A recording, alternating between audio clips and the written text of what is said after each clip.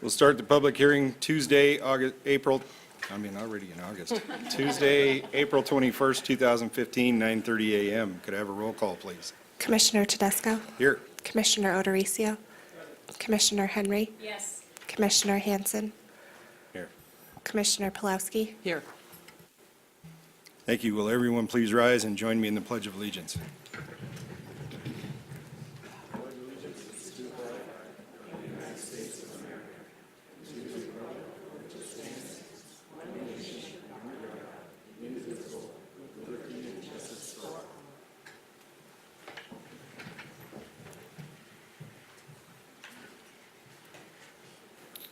Thank you. Could I have a motion to approve the agenda?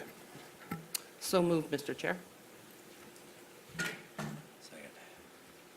Commissioner Pulowski? Yes. Commissioner Hanson? Commissioner O'Dorisio? Commissioner Henry? Yes. Commissioner Tedesco? Yes. All right. Awards and presentations. Well, welcome, everyone, and good morning.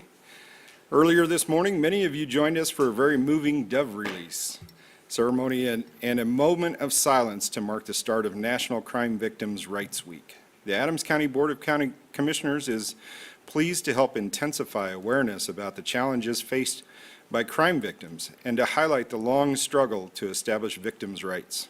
It's hard to believe, but a little more than 30 years ago, victims had no rights, no access to crime victim compensation, and no services to help rebuild their lives. Crime victims were often excluded from courtrooms, treated as an afterthought by the criminal justice system, and denied an opportunity to speak at sentencing. Through decades of advocacy and hard work, we've come a long way. Today, all states have enacted crime victims' rights laws and established crime victim compensation funds.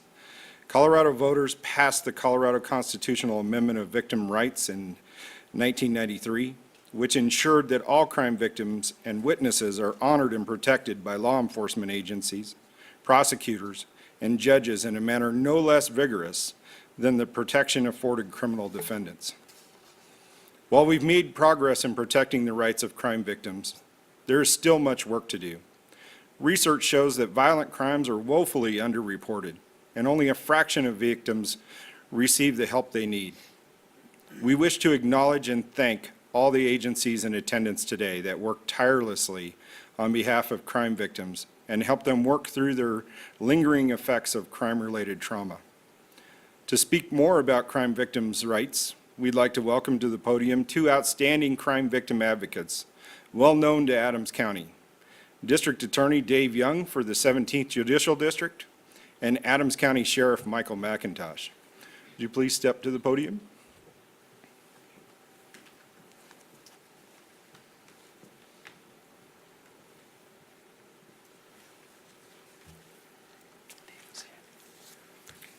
Good morning. Thank you very much, Board of County Commissioners, for acknowledging Victims' Rights Awareness Week and this proclamation today. It means a lot, not only to my office, but I know it means a lot to the Sheriff's Office and all the law enforcement agencies in the 17th Judicial District. Before I make some remarks, I just want to acknowledge some of the victim service providers that we have here in the building this morning. But I want to start out with Kate Horn Murphy from our District Attorney's Office, who has been in the business of serving victims for almost 29 years.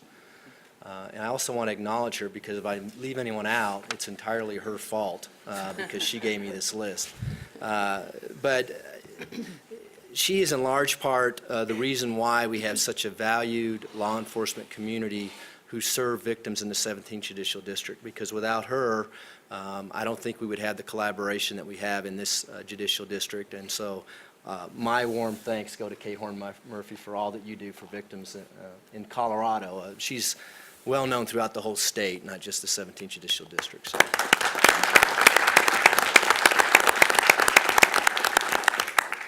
Other members who do tremendous work in serving victims in Adams and Broomfield counties are here as well. Linda Patterson with the Crime Victim Compensation Board is here. Gary Jackson, the chair of the Crime Victim Comp Board. Roger Peer, a Vero board member. Randy Sacedo with Intervention. Drew Hogan with Westminster Police Department. Kim Dressel, victim advocate with the Brighton Police Department, as well as the Commerce City Police Department. Mike Garcia and Renee Stewart with probation are here today. Hillary Lancaster with Catholic Charities, which have done tremendous work for not only victims, but with our offices. When we need family members to come in, we don't have a budget to pay for that. And often Catholic Charities will actually buy plane tickets for family members to come in and watch trials and sentencing, so we appreciate that. I'll let, do you want to announce the sheriff people, or you want me to go through them? Okay. Several members of the sheriff's office, including Sheriff Mike McIntosh to my right. We have Jaylyn Wayman, Linda Dumar, Sarah Schimpf, Brenda Munge, Wendy Fernald, Deputy Michael Kaiser, Sergeant Aaron Pataluna, Heidi Dobbins here is with Project Safeguard, Chief Clint Blackhurst for the Brighton Police Department's here, Elizabeth Sanchez with Federal Heights Police Department, Dave Morton, a volunteer at our office. He's been a volunteer for several years now, and he works in our fast track unit, which serves domestic violence victims. Under Sheriff Harold Larson's here with the Sheriff's Office. Catherine Abrahamson and Jonna Alleg with our offices here, who've been doing tremendous work for us and victims of crimes for a few years now. Last week, I had the honor and privilege to go to lunch with 10 of our volunteers that work in our fast track department, which is really in the trenches. They serve victims of domestic violence within days of the crime. And some victims aren't necessarily wanting to be served. Some victims come in and don't appreciate the services that are given to them, but needless to say, they still provide a valuable service. And one day, those victims will appreciate the service they provide. Most victims that do come in do appreciate it. And at our lunch last week, it reminded me of why I continue to do what I do as we went around the table and asked all the 10 volunteers what they got out of being a volunteer with our office. And every one of them had the same thing to say. In general terms, it's the reward that they get from serving the public, from serving victims, even the victims that don't appreciate that they're being served. It's that special warm feeling that they can never get at their normal jobs. And they all have normal jobs. They have a normal life. They volunteer their time to come in and do this. And it reminded me because that's why I continue to do what I do. It's a simple thank you from a victim after a long trial. 2 weeks ago, I finally got a chance to go to trial on a murder case, and this was a murder that happened in December of 2012. And so almost 2.5 years later, we go to trial, and for 2.5 years, the victim's family have been coming to court every day. And they went through a change of attorneys. They went through a change of plea. It started out as a not guilty plea to a not guilty by reason of insanity plea. And each day they came to court, they didn't hear one word about Antita Archuleta, who was a 20-year-old girl who had her whole life ahead of her, who was brutally murdered in Westminster. And it was kind of a surreal feeling when we had a guilty verdict for first-degree murder.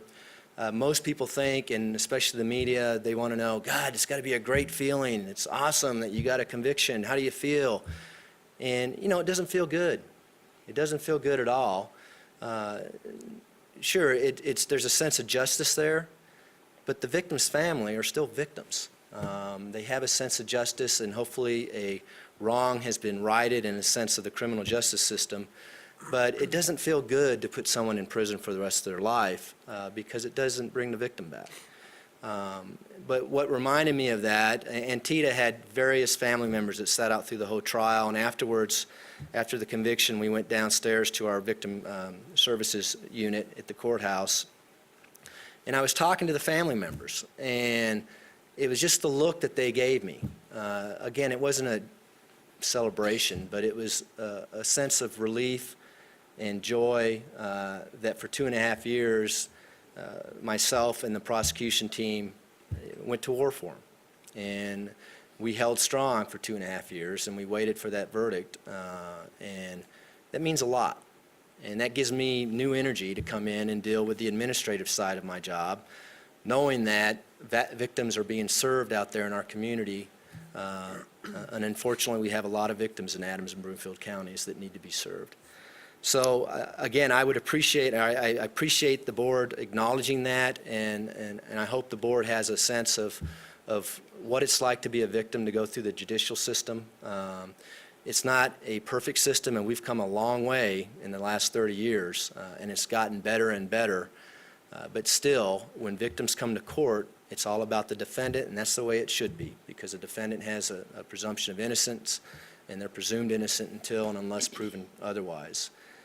And that trumps, oftentimes, the victim's say in the courtroom. But it's days like today where we get out to the public and we acknowledge what victims go through on a daily basis. And so hopefully people understand that. So with that, I'll turn it over to Sheriff McIntosh, and again, I appreciate the board doing this today.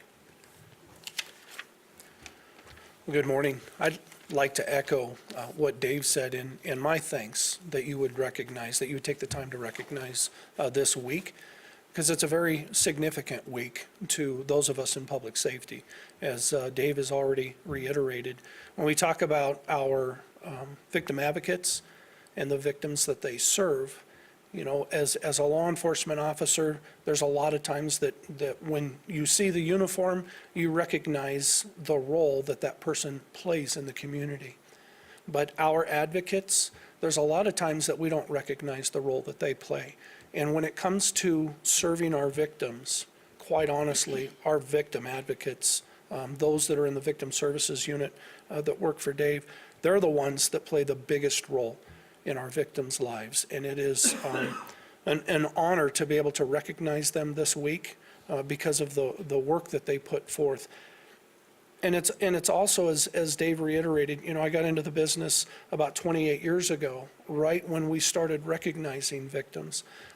So I don't remember a time when we didn't, but I also know that during those 28 years, there's times that the job seems to get in the way of remembering why it is sometimes that we do what it is that we do. And really, it's all about the victim. That's why we're here. That's why we serve. And it's a great reminder on an annual basis that we come together and take time to reflect on that, take time to refocus what it is that we do in law enforcement, and make sure that we have systems in place, that we have people in place that are taking care of our victims in Adams County. And the other piece that I would just bring up is the volunteerism that is involved in that. We had our annual awards banquet last week, and we were able to recognize one of our volunteers who happened to be a victim advocate. And the number of hours that she put forth, hundreds of hours, to serve the victims as a volunteer. It just amazes me, their commitment that they have to serving the citizens of Adams County in that way. So I take my hat off to them and the service that they provide for this entire community, and I thank you for recognizing them this day. Thank you very much. At this time, I'd like to say, you know, I'd like everybody to join me and just show a round of applause for all of those people that, whether they're in this room or they're in the neighborhoods, we appreciate everything that you do. Thank you. At this time, we'd like to officially declare April 2013 as National Crime Victims Week, and we will have Commissioner Odorizio read the proclamation. Thank you, Mr. Chair. This proclamation reads, National Crime Victims Week, April 19th through April 25th of 2015. Whereas Americans are the victims of more than 26 million crimes every year, and crime can touch the lives of anyone, regardless of age, national origin, race, creed, religion, gender, sexual orientation, immigration, or economic status. And whereas many victims face challenges in finding appropriate services, including victims with disabilities, young victims of color, deaf and hard of hearing victims, LGBTQ victims, tribal victims, elder victims, victims with mental illness, immigrant victims, teen victims, victims with limited English proficiency, and others. And whereas the entire Adams County community plays a role in this effort, and whereas involving survivors helps victim service providers and criminal justice professionals understand the culture, the values, and the expectations of under and underserved victims who seek assistance and justice in Adams County.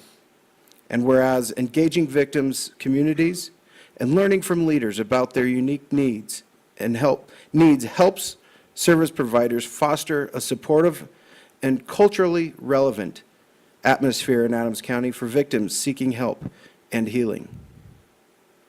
Whereas incorporating existing experts and trusted sources of support in Adams County in all efforts to fully serve those survivors will develop a criminal justice system response that is truly accessible, appropriate for all victims of crime. And whereas victims know best how to direct and manage their own lives, and true recovery from crime will incorporate a victim's cultural, religious, economic, social, and personal interests. And whereas with the full weight of their Adams County community and victim service providers serving Adams County behind them, survivors will feel empowered to face their grief, their loss, their fear, anger, and shame without fear of judgment, and will feel understood and worthy of support. Whereas National Crime Victims Week, April 19th through the 25th of 2015 is an opportune time to publicly recommit resources to ensuring that all victims of crime, even those who are challenging to reach or serve, are offered culturally and linguistically accessible and appropriate services in the aftermath of crime. And now, therefore, be it resolved that the Board of County Commissioners of Adams County, State of Colorado, and the District Attorney for the 17th Judicial District, and the Sheriff of Adams County are dedicated to building partnerships with trusted sources of support, including community leaders, religious groups, schools, and other agencies to better reach and serve all victims of crime, no matter what their community. And be it further resolved that these public officials stand united in their commitment to restore the balance of justice in our community by ensuring that victims and survivors of crime receive the support and services they need and deserve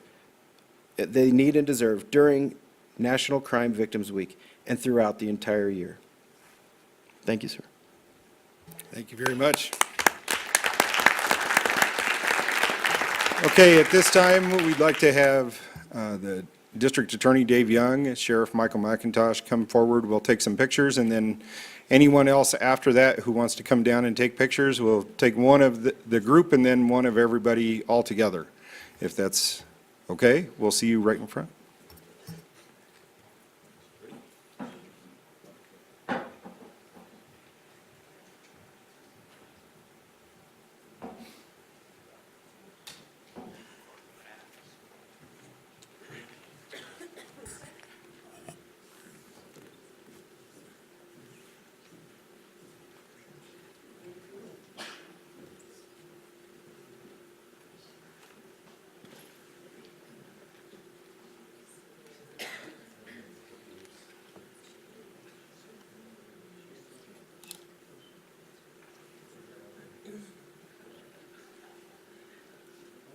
Everyone ready? Jasmine, move in a little, please. Thank you.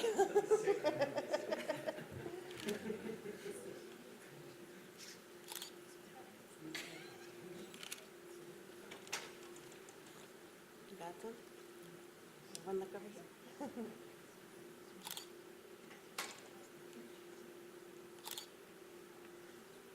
Perfect, thank you.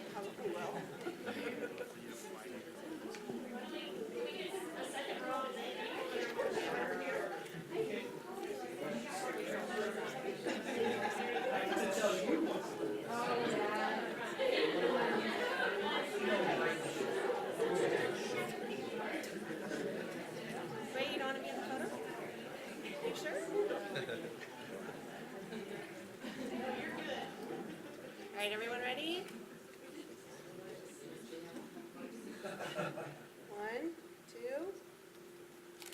One more.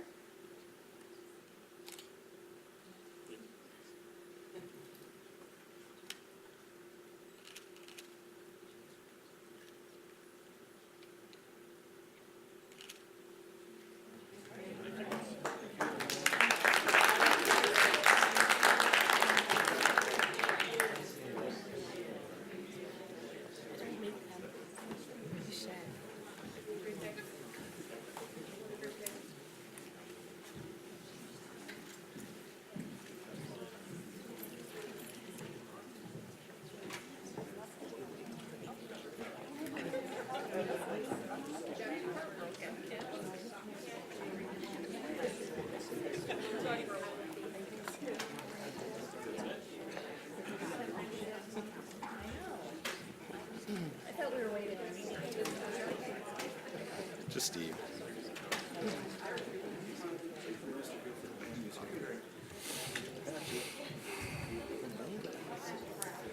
Okay, moving forward. Erica, do we have anyone signed up for public comment? We do not. This time, is there anyone in the audience who did not sign up for public comment who would like to make public comment at this time? Seeing none, elected officials, any comments? Seeing none, consent calendar. Do I have a motion for a consent calendar? Second. Yes.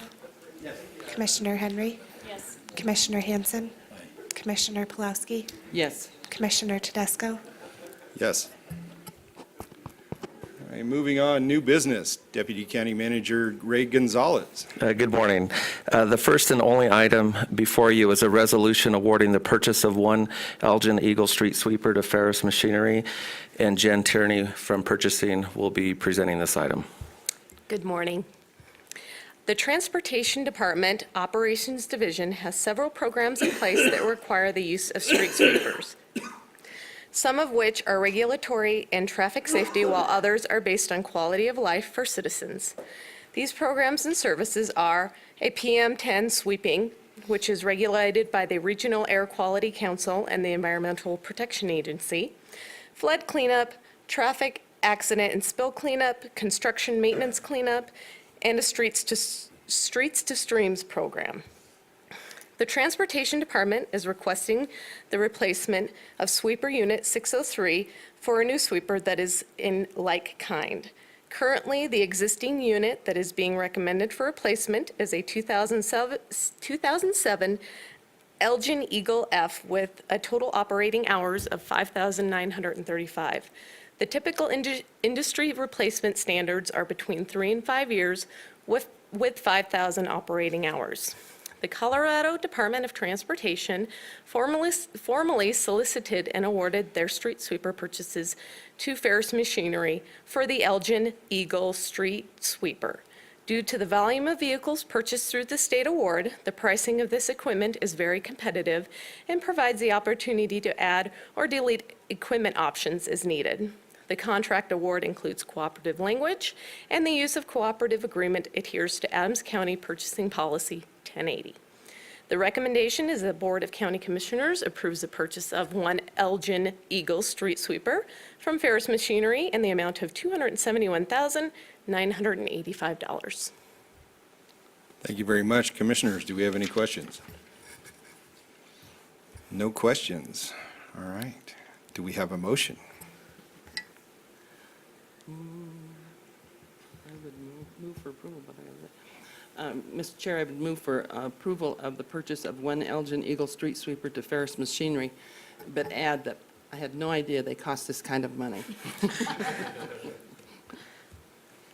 Do we have a second? I'll second it, and I agree. $250,000 is a lot of money for a street sweeper, but it is what it is, so I second.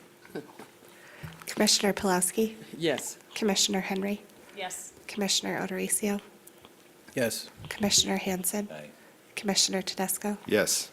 Thank you very much. Thank you. Okay, seeing no more new business. County Attorney Heidi Miller. Good morning, Commissioners. We actually have 3 executive sessions on the agenda today that I'm hoping you'll approve.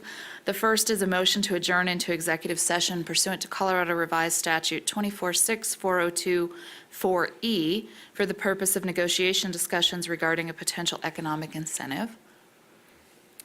Do we have a motion? So moved. Second, Commissioner Henry, Yes. Commissioner Pulaski, yes. Commissioner O'Dorisio, Commissioner Hanson, Commissioner Tedesco. Yes.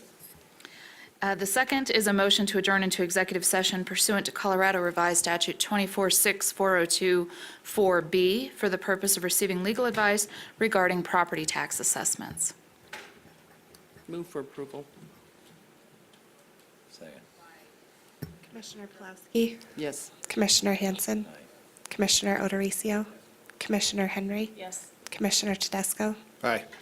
And last, a motion to adjourn into executive session pursuant to Colorado Revised Statute 24-6-4024B and E for the purpose of receiving legal advice and negotiation strategy regarding potential development at DIA. Second, Commissioner Hanson, Commissioner Pulaski, yes. Commissioner Henry, Yes. Commissioner O'Dorisio, Commissioner Tedesco. Aye.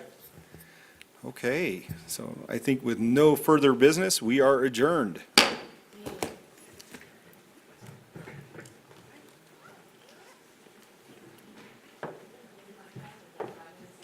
I will